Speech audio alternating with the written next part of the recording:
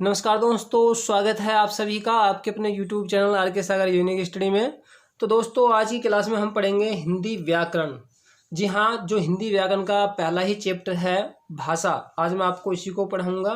और आज सबसे पहले मैं आपको ये बता दूं कि ये जो हमारी हिंदी की क्लास है किन किन स्टूडेंटों के लिए है। तो देखिए, जितने भी टीचिंग्स एग्जाम्स है, ऑल टीचिंग एग्जाम्स, चाहे आपको कोई सा भी टेट है, UP TET, CTET, REET यानी रेट, या कोई भी और एग्जाम जैसे DET हो गया, KVS हो गया, NVS हो गया, सभी के लिए उपयोगी है। इसके अलावा यूपी पुलिस, UPSI और जिन भी एग्जामों में हिंदी आती है जैसे पटवार हो गया, और जिनमें भी हिंदी आएगी वो सभी के लिए है। तो जिनके पास भी ये वीडियो पहुंच जाए, प्लीज़ एक काम आपको करना है, इस वीडियो को अपने दोस्तों में शेयर जरूर करना है। जिन भी एग्जामों में हिंदी आती है उनके पास तक आपको इस वीडियो को पहुंचाना है, क्योंकि मैं अपने इस यूट्यूब चैनल पर आपको कंप्लीट हिंदी के नोट्स जो है दूंगा। तो आप हमारी प्रत्येक वीडियो को देख करके अपनी जो हिंदी व्याकरण है उसको स्ट्रॉन्ग बना सकते हैं और अच्छे से अच्छा स्कोर आप हिंदी व्याकरण में कर सकते हैं। तो चलिए शुरू करते हैं आज की क्लास। और उससे पहले मैं आपसे एक बात कहना चाहूँगा कि अगर आप हमारे चैनल पर नए हैं तो चैनल को सब्सक्राइब जरूर करें, और अगर आपको वीडियो अच्छी लगे तो वीडियो को लाइक करें, कमेंट करें, अपने दोस्तों में शेयर भी करें। और एक बात, एक मैंने मोटिवेशनल वीडियो बनाई है आप सभी के लिए कविता के माध्यम से, जिसका टाइटल है एक उड़ान मंजिल की ओर। यदि आपने वो वीडियो नहीं देखी है तो उस वीडियो को जरूर देखिए। वो आपके अंदर एक नया उत्साह, एक नया जुनून पैदा करेगी पढ़ने के लिए, कि आपको जो है कैसे पढ़ना है और क्या क्या जो है कहाँ कहाँ जो है आपकी जो मंजिल है उसको कैसे आपको पाना है। तो उसको जरूर देखें, वॉच करें। ज़्यादा लंबी वीडियो नहीं, सिर्फ 4 मिनट की वीडियो है। उसका लिंक मैं आपको इस वीडियो के नीचे डिस्क्रिप्शन बॉक्स में दे दूंगा, वहाँ से आप देख सकते हैं। तो चलिए शुरू करते हैं आज की क्लास। तो देखिए, सबसे पहले हम समझते हैं भाषा को। ठीक है, तो भाषा शब्द संस्कृत की भाष धातु से बना है। ये तो आपको पता भी होगा, यदि नहीं पता है तो जान लीजिए। भाषा शब्द संस्कृत की जो भाष धातु होती है उससे बना है। ठीक है, और एक बात मैं आपको बताना चाहूँगा कि ये जो हिंदी की जो क्रिया होती है, ये क्या होती है, ये धातु जो होती है संस्कृत में, उसी से इसको जो है ट्रांसलेट किया गया है। यानी कि जो है आप ये कह सकते हैं कि जो क्रिया है, क्रिया को ही क्या कहते हैं, धातु कहते हैं, और धातु से ही जो है क्रिया का क्या हुआ है, विकास हुआ, आप ये कह सकते हैं। ठीक है, तो भाषा शब्द जो संस्कृत की भाष धातु से बना है, और ये जो भाष धातु है इसका अर्थ होता क्या है, जिसका अर्थ होता है विचार प्रकट करना। तो भाष का अर्थ क्या होता है, विचार प्रकट करना, अथवा व्यक्त करना, अथवा कहना। ठीक है, तो आपको समझ में आ गया होगा। तो इसको कुछ इस तरह से समझिए। मान लीजिए दो व्यक्ति हैं। ठीक है, अब मान लीजिए इस व्यक्ति के मन में कोई भी भाव है, या कोई भी बात, या कोई भी विचार है, और इसके मन में भी है। ठीक है, अब ये जो व्यक्ति है अपनी बात को कैसे दूसरे व्यक्ति तक पहुंचाए, और यदि इसको कोई अपनी बात इसको समझानी है तो ये अपने मन की जो बात है इसको कैसे समझाए। तो ये जो व्यक्ति होगा, ठीक है, जिस भी माध्यम से अपने मन की बात को, अपने विचारों को इस तक पहुंचाएगा, इसको समझाएगा, उसे हम क्या कहेंगे, भाषा कहेंगे। ठीक है, उसे हम क्या कहेंगे, उसे हम भाषा कहेंगे। यानी कि ये जो व्यक्ति अपने मन की बात को, अपने मन के विचार को जिसके माध्यम से या जिस साधन के द्वारा इस दूसरे व्यक्ति तक पहुंचाएगा, उसे ही हम क्या कहते हैं, भाषा कहते हैं। ठीक है, तो आपको समझ में आ गया। तो आपको यहाँ पर मैं एक बात क्लियर कर देना चाहता हूँ कि भाषा को समझने के लिए, भाषा को समझाने के लिए, ठीक है, विचारों को समझाने के लिए क्या करना पड़ता है, एक जो है, जो साधन है, माध्यम है, वो अपनाना पड़ता है। उसे हम क्या कहते हैं, भाषा कहते हैं, सिंपल लैंग्वेज शब्दों में। अब और जो इसकी अच्छी डेफिनेशन है, जो कि मेरे द्वारा खुद तैयार की गई है, उसको जानते हैं, जो बिल्कुल इजी वे में है और आपको अच्छे से समझ आएगी। तो देखिए, भाषा वह माध्यम या साधन भी आप इसे कह सकते हैं, क्योंकि ये क्या होता है, एक माध्यम या साधन, जिसके द्वारा कोई भी व्यक्ति या व्यक्तियों का समूह, इस बात को आप यहाँ पर समझना, कि कोई भी व्यक्ति या फिर व्यक्तियों का समूह अपने विचारों को, यानी कि अपने मन की बात को दूसरे व्यक्ति या व्यक्तियों के समूह तक पहुंचाता है। समझ में आपको आ गया होगा कि भाषा क्या है। भाषा एक माध्यम या साधन है जिसके द्वारा कोई भी व्यक्ति या व्यक्तियों का समूह अपने मन की बात को या अपने विचारों को दूसरे व्यक्ति या व्यक्तियों के समूह तक, जरूरी नहीं है कि सिर्फ एक ही व्यक्तियों का समूह भी हो सकता है, 2, 4, 5 कितने भी हो सकते हैं। ठीक है, तो दूसरे व्यक्तियों तक जो है, दूसरे व्यक्ति या व्यक्तियों के समूह तक पहुंचाता है, तथा जो दूसरे व्यक्ति या व्यक्तियों का जो समूह है उनकी बात को समझता है, उसे हम क्या कहते हैं, उसे हम भाषा कहते हैं, वो क्या कहलाती है, भाषा कहलाती है। तो अब आपको समझ में आ गया भाषा क्या है, एक माध्यम है या साधन है जिसके द्वारा कोई भी व्यक्ति या व्यक्तियों का समूह अपने मन की जो बात है, विचार है, उसको दूसरे व्यक्ति को समझाएगा या उसके उस तक पहुंचाएगा, और उस व्यक्ति की या दूसरे व्यक्ति की बात क्या है, उसके समूह की बात क्या है, उसकी विचार क्या है, उनको क्या करेगा, समझेगा। उसी को हम क्या कहते हैं, उसी को हम भाषा कहते हैं। ठीक है, तो समझ में आ रहा होगा। यदि इस क्लास अच्छी लगी है, अभी तक वीडियो को लाइक नहीं किया तो लाइक जरूर कर दें। चलिए देखते हैं आगे। आगे है भाषा के प्रकार। तो देखिए भाषा के जो प्रकार होते हैं वो 3 प्रकार की भाषा होती है। बहुत सारी बुक्स में आपको 2 प्रकार की भी मिलेगा लिखा हुआ, लेकिन जो मूल रूप से यदि हम देखें तो 3 प्रकार की जो है भाषा वो होती है, ये आपको याद रखना है। ठीक है, तो मौखिक भाषा, लिखित भाषा, सांकेतिक भाषा। ठीक है, ये तो आपको पता ही है। नंबर 1 कौन सी, मौखिक भाषा, दूसरी लिखित भाषा और तीसरी हो गई सांकेतिक भाषा। अब हम इनको थोड़ा सा डिटेल में जान लेते हैं। तो देखिए पहला है मौखिक भाषा। तो जो मौखिक भाषा है, मौखिक भाषा को जो व्यक्ति होता है वो बोलकर किसी को जो है समझाता है, और जो सामने वाला जो कोई भी दूसरा व्यक्ति होता है, व्यक्ति का समूह होता है, वो उसकी बात को सुनकर समझता है। अब जैसे मान लीजिए मैं आपको जो है यदि बोलकर समझाता हूँ, ठीक है, और आप क्या कर रहे हैं, सुनकर समझते हैं, तो ये क्या कहलाएगी, मौखिक भाषा कहलाती है। ठीक है, यदि आपसे एग्जाम जो है, एग्जाम में क्वेश्चन जो है पूछ ले जाए कि यदि कोई जो बच्चे हैं या कोई भी जो अध्यापक है अपनी जो मौखिक भाषा है उसको कैसे समझाता है, तो बोलकर समझाता है, और बच्चा उसको कैसे समझता है, सुनकर समझता है। ये आपको याद रखना है। ठीक है, साथ ही एक बात और मैं आपको बताऊं, देखिए एग्जाम में ज़्यादातर जो है यहाँ से एग्जाम में जो है क्या पूछे जाते हैं, एग्जाम्पल्स पूछे जाते हैं। जैसे मान लीजिए कोई 2 व्यक्ति हैं, वो आपस में क्या कर रहे हैं, बातें कर रहे हैं, तो उसमें पूछ लिया जाता है कि ये जो भाषा है कौन सी भाषा का एग्जाम्पल है, तो आपको पता लग जाता है कि ये कौन सा एग्जाम्पल है, मौखिक भाषा का। या फिर इस प्रकार के क्वेश्चन पूछ ले जाते हैं कि एक नेता जो है भाषण दे रहा है, तो ये जो है किसका एग्जाम्पल है, तो ये भी मौखिक भाषा का। तो ज़्यादातर इनसे जो है जो क्वेश्चन पूछे जाते हैं एग्जाम में, वो जो है एग्जाम्पल के ही पूछे जाते हैं कि ये जो है किसका उदाहरण है। तो अब आपको समझ में आ गया मौखिक भाषा। ठीक है, आगे देखते हैं मौखिक भाषा की थोड़ा डेफिनेशन जो मैंने बनाई है। ठीक है, तो देखिए भाषा का वह रूप जिसमें व्यक्ति अपने मन की बातों या विचारों को किसी दूसरे व्यक्ति को बोलकर समझाता है, और जो दूसरा व्यक्ति है उसके मन की बातों को सुनकर समझता है, उसे हम क्या कहते हैं, उसे मौखिक भाषा कहते हैं। आई बात समझ में। ठीक है, तो जो मौखिक भाषा है, पहला व्यक्ति उसको बोलकर समझाएगा, दूसरा व्यक्ति उसको कैसे समझेगा, सुनकर समझेगा। तो भाषा का वह रूप जिसमें व्यक्ति जो है अपने मन की बातों या विचारों को किसी दूसरे व्यक्ति को बोलकर समझाता है, और जो दूसरा व्यक्ति है उसके मन की बात को सुनकर समझता है, उसे क्या कहते हैं, मौखिक भाषा कहते हैं। आई बात समझ में। सिर्फ ये नहीं कि जो मौखिक भाषा है वो ये हो जाए कि कोई व्यक्ति जो है बोले जा रहा है, तो जब तक दूसरा सामने वाला व्यक्ति उसको समझेगा नहीं, ठीक है, तो मौखिक भाषा का कोई औचित्य नहीं रह जाता है। ठीक है, तो ये आप याद रखिए कि जो सामने वाला व्यक्ति उसको बोलकर समझाता है, जो मतलब बोलता है वो तो कैसे समझाएगा, मौखिक भाषा को बोलकर, और जो सामने वाला व्यक्ति उसको कैसे समझेगा, सुनकर। ये क्लियर है। ठीक है, तो ये मौखिक भाषा हो गया। एग्जाम्पल मैंने आपको बता ही दिया है। जैसे कोई नेता का जो नेता है वो स्पीच देता है, तो वो क्या होती है, मौखिक भाषा होती है। यदि मैं जैसे कोई भी आपको बात बोल करके समझाऊँ, वो क्या हो गई, मौखिक भाषा हो गई। ठीक है, इसके अलावा कोई शिक्षक क्लास में यदि पढ़ा रहा है ऐसे ही बिना किताब के, बिना जो है श्यामपट्ट बोर्ड के, तो वो क्या होगी, मौखिक भाषा हो गई। या कोई कहानी सुनाता, कविता सुनाता, ये सब क्या होंगे, मौखिक भाषा के एग्जाम्पल्स हो जाते हैं। तो आपको याद रखना है, क्योंकि इनसे ही ज़्यादातर एग्जाम में क्वेश्चंस पूछे जाते हैं। आइए देखते हैं आगे नेक्स्ट प्रकार जो है लिखित भाषा। पहला टाइप हम पढ़ चुके हैं मौखिक भाषा, सेकंड जो है वो है लिखित भाषा। तो देखिए जो लिखित भाषा होती है, जो कोई भी व्यक्ति है उसको कैसे समझाता है, लिखकर, और जो सामने वाला व्यक्ति उसको समझता कैसे, पढ़कर। एग्जाम्पल की यदि हम बात करते हैं इसमें, जैसे न्यूज़पेपर जो होता है, अखबार, उसमें क्या होता है, जो भी राइटिंग होती है उसमें लिखी हुई होती है सब कुछ। ठीक है, और जो व्यक्ति होता है उसको कैसे समझता है, पढ़कर समझता है। इसके अलावा बुक्स की जो भी लैंग्वेज होती है वो क्या होती है, वो लिखित भाषा ही होती है। ठीक है, तो उसमें कोई भी व्यक्ति, कोई भी लेखक अपनी बात को कैसे समझाना चाहता है, लिख कर समझाना चाहता है, और सामने वाले व्यक्ति उसको कैसे समझता है, पढ़कर समझता है। तो इस बात को आप याद रखिए। इसके अलावा जो डेफिनेशन मेरे द्वारा तैयार की गई, इसको देखिए इसमें कि मैंने क्या लिखा गया, देखिए। तो लिखित भाषा भाषा का वह रूप है जिसमें व्यक्ति अपने विचारों को लिखकर किसी दूसरे व्यक्ति को समझाता है, तथा जो दूसरा व्यक्ति होता है उसकी बातों या विचारों को पढ़कर समझता है, उसको हम क्या कहते हैं, लिखित भाषा कहते हैं, यानी वो लिखित भाषा कहलाती है। आई बात समझ में। तो बहुत ही ईजी, एकदम सिंपल शब्दों में मैंने जो डेफिनेशंस हैं वो तैयार की हुई हैं, मेरे द्वारा खुद तैयार की गई हैं। ओके, तो आइए चलते हैं नेक्स्ट जो लैंग्वेज का टाइप है उसकी तरफ। तो तीसरा जो टाइप है वो है सांकेतिक भाषा। सांकेतिक भाषा, तो देखिए सांकेतिक भाषा क्या है? तो भाषा का वह रूप जिसमें कोई भी व्यक्ति अपनी बात को या अपने मन के जो भी विचार हैं उनको क्या करता है, संकेत या इशारों के माध्यम से समझाता है।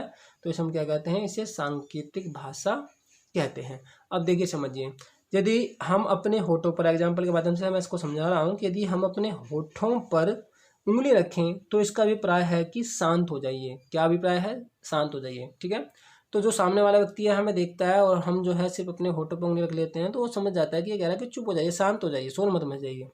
दूसरा एग्जाम्पल मैं दूँ, क्रिकेट तो ज़्यादातर सभी लोग देखते हैं। तो क्रिकेट में एम्पायर जो होता है वो इशारों के माध्यम से ही, संकेत के माध्यम से सब कुछ बताता है।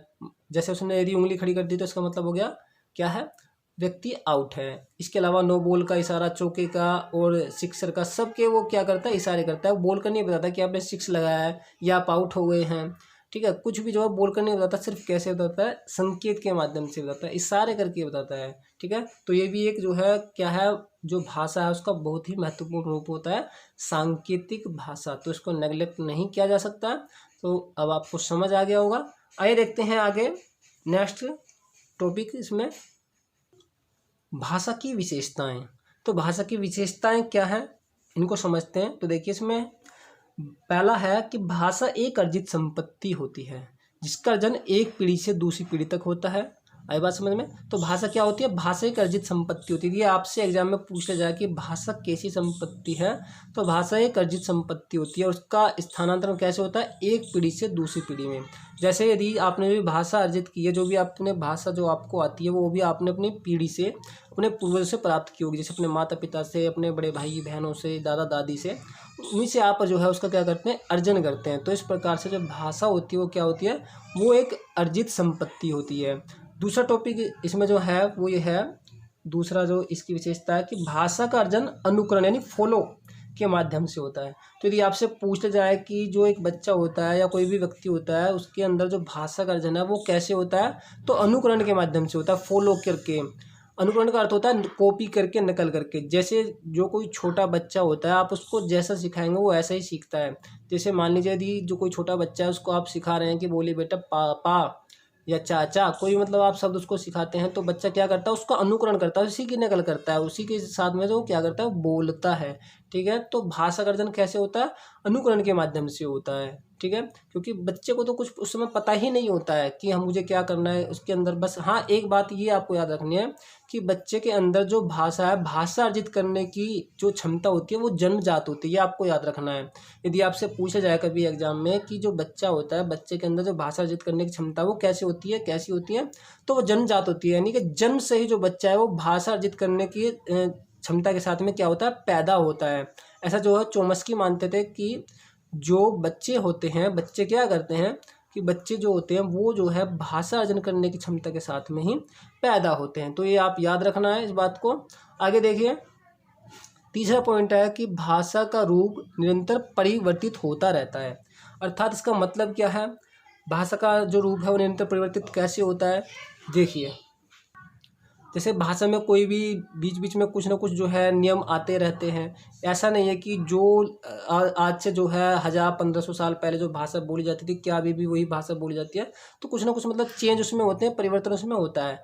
तो इस प्रकार से ये कहा जा सकता है कि भाषा का जो रूप है वो क्या होता है, वो निरंतर यानी लगातार परिवर्तित होता है, बदलता रहता है। कोई जो है भाषा का वो जो है जो रूप है वो ऐसा नहीं है कि जो ऐसा जो है पहले जो है उसको बोलते आ रहे थे, आज भी जो हम उसी को ऐसे ही बोलते हैं, तो ऐसा नहीं है। तो जो भाषा का रूप है वो क्या है, वो निरंतर चेंज होता है, परिवर्तित होता है। अगला पॉइंट इसमें है भाषा व्याकरण के नियमों में बंधी होती है। ठीक है, तो भाषा क्या होती है, व्याकरण के नियमों में बंधी होती है। अर्थात इसका मतलब क्या है कि कोई भी जो लैंग्वेज यानी भाषा होती है उसका जो है पृथक अपना एक व्याकरण होता है। जैसे यदि हम हिंदी की बात करें, हिंदी की भाषा के साथ में जो है उसका व्याकरण भी होता है। बिना व्याकरण के अभाव में जो है क्या है, जो भाषा वो अधूरी मानी जाती है। ऐसे ही यदि हम इंग्लिश की बात करते हैं तो इंग्लिश के साथ भी इसका जो है व्याकरण साथ में चलता है। ठीक है, तो बिना व्याकरण के जो भाषा वो क्या है, अधूरी है। तो इस तथ्य पर हम कह सकते हैं कि जो भाषा है वो क्या है, वो व्याकरण के नियमों में बंधी होती है। हालांकि जो संस्कृत है वो भी क्या है, संस्कृत भी जो है मैक्सिमम व्याकरण पर ही टिकी है। बिना व्याकरण के जो संस्कृत भाषा है उसका भी कोई जो है औचित्य नहीं है, कोई मतलब उसका जो है क्या कहते हैं उसको महत्व नहीं है। ठीक है, तो क्या है, जो व्याकरण है वो जो है भाषा के लिए बहुत ही जरूरी है। तो इस प्रकार से जो भाषा है वो क्या है, व्याकरण के नियमों में बंधी है। बिना व्याकरण के नियमों के जो भाषा है उसका जो है जो अस्तित्व है बहुत ही कम रह जाता है। ठीक है, सिर्फ क्या रह जाता है, एक जो है मात्र जो है बातचीत करने का साधन रह जाता है और कुछ नहीं। आगे देखिए, भाषा का क्षेत्र अत्यंत जो है व्यापक होता है, यानी विस्तृत होता है। ऐसा नहीं कि जो भाषा का जो क्षेत्र है वो बहुत ही सीमित होता है। जैसे यदि आप इंग्लिश की बात करें तो आप जानते हैं कि इंग्लिश जो है कितनी कंट्रीज में बोली जाती है, तो उसका क्षेत्र क्या है, व्यापक है। उसी प्रकार से हिंदी, कोई भी लैंग्वेज यदि हम देखते हैं वो उसका जो क्षेत्र है वो क्या होगा, वो व्यापक होता है, सीमित नहीं होता है। ठीक है, नेक्स्ट पॉइंट देखते हैं कि भाषा का कोई अंतिम स्वरूप नहीं होता है। ठीक है, तो भाषा का कोई भी अंतिम स्वरूप नहीं होता है, इसका मतलब क्या है, अर्थात वही बात है इसमें भी वही कि जो भाषा का रूप है वो क्या है, वो जो चेंज होता रहता है। ठीक है, इस प्रकार से हम कहते हैं कि जो भाषा का कोई अंतिम स्वरूप नहीं है, क्योंकि उसमें परिवर्तन होता है, अर्थात जो भाषा है वो क्या परिवर्तनशील है। तो इस प्रकार से ये कहा जा सकता है कि भाषा का कोई भी अंतिम स्वरूप नहीं होता है। और लास्ट इसमें है कि भाषा एक सामाजिक प्रक्रिया है। कैसी है, भाषा एक सामाजिक प्रक्रिया है जिस जो है समाज में ही जिसका जो है प्रयोग किया जाता है बोलने में, बातचीत करने में। ठीक है, तो भाषा क्या होती है, एक सामाजिक प्रक्रिया भी होती है। तो ये 7 भाषा की विशेषताएं थी जिनको मैंने जो है आपको अच्छे से एक्सप्लेन करने की पूरी कोशिश किया। चलिए आगे जानते हैं कुछ हिंदी भाषा के संबंध में जो आवश्यक तथ्य हैं। तो यहाँ पर देखिए, हिंदी भाषा के संबंध में आवश्यक तथ्य, पहला है कि हिंदी भाषा देवनागरी लिपि में लिखी जाती है। ज़्यादातर सभी स्टूडेंट्स इस बात को जानते होंगे कि जो हिंदी भाषा है वो देवनागरी लिपि में लिखी जाती है। और देवनागरी लिपि का विकास ब्राह्मी लिपि से माना जाता है। इसी बात का आपको याद रखना है। दिए एग्जाम में कभी क्वेश्चन पूछ ले जाए कि जो देवनागरी लिपि है उसका विकास किससे समझा जाता है, तो ब्राह्मी लिपि से उसका विकास समझा जाता है। इसके अलावा हिंदी भाषा की लिपि कौन सी है, देवनागरी, ये आपको याद रखना है। सेकंड पॉइंट है, हिंदी बोलने वालों की संख्या लगभग जो है 60 करोड़ है। इसको भी आपको याद रखना है। यदि आपसे पूछ रहे एग्जाम में कि हिंदी बोलने वालों की संख्या कितनी है, तो लगभग 60 करोड़ है। नेक्स्ट पॉइंट है, हिंदी को भारत की राजभाषा का दर्जा प्राप्त है।